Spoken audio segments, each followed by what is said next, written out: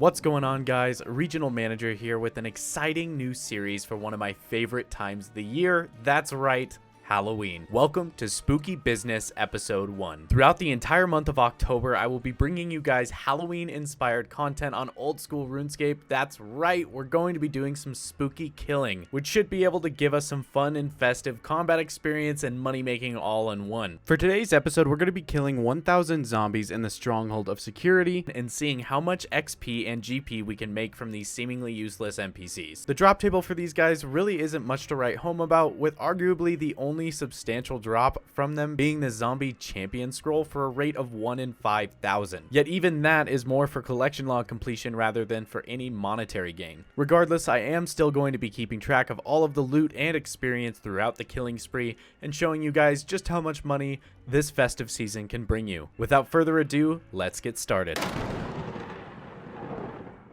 For our gear and inventory setup, we definitely went a little overboard. We were using super combat potions, which I did deem completely unnecessary afterwards. For teleports, we were using the crafting cape primarily and the skull scepter to get directly over the Stronghold of Security. Here's our melee gear: whip, torture, brims, pretty overpowered, but that is what we use to get the job done. Starting out, as you can see, I actually started bringing prayer potions, and for some reason I thought that I would actually be able to stay there long enough and not fill up my inventory. But alas, we figured out pretty quickly using only preserve to keep our combat stats boosted. We didn't really go through any prayer, especially in the gear we were using, so I ended up ditching the prayer pots pretty early on. The other change I did make at the beginning, I was utilizing a blessing as well as a berserker ring. Again, I think extremely overpowered for what we were doing, so I did switch both of those out because that way I could save an inventory slot for the steel arrows, and for the Ring of Wealth, it would automatically pick up the coins for me. Obviously, we were using the Bone Crusher, not picking up all the bones, because fuck that, they're not worth that much money. I would rather get the Prayer XP, and it was a much easier way to actually keep track of the kills per hour. I was utilizing the Rune-like loot tracker for quite a while before I realized that it doesn't actually count a kill if there's no drop. Because I'm using the Bone Crusher, it crushes the bones, therefore there is no drop. So once I figured that out, we decided to go with the Bone Crusher's KC counter. The other problem we had is I noticed the spot we chose to start out with did have the flesh crawlers in there, and at first I was actually standing in the barriers waiting for the 10-minute NPC aggression timer to go down to 0, and then I would go in and attack the zombies. That way the flesh crawlers wouldn't be counted on the Bone Crusher when I killed them, and therefore messing up with the KC of the video. After 2 trips of waiting 10 minutes for the aggression timer to stop working, we actually decided to switch it up and move over to the east side of the stronghold because I found a very nice spot that has a ton of zombies with only rats and no flesh crawlers. I'm also going to let you guys know I am fully aware there are better skeletons to kill in old school. There are some that you can kill in the wilderness that have a little bit better drop table, as well as a couple of other places. They are just not as abundant in the spawns, and I didn't want to go to the wilderness for something as simple as killing zombies. Regardless, the loot from the zombies wouldn't have been a lot anyways, and I was really honestly just doing it for the season, as well as the chance of getting the zombie champion scroll, which, spoiler alert, I unfortunately did not manage to get a hold of. We have our final zombie kill coming in. This will be 1,000 zombies killed down in the Stronghold of Security. 118,200 starting at 119,200.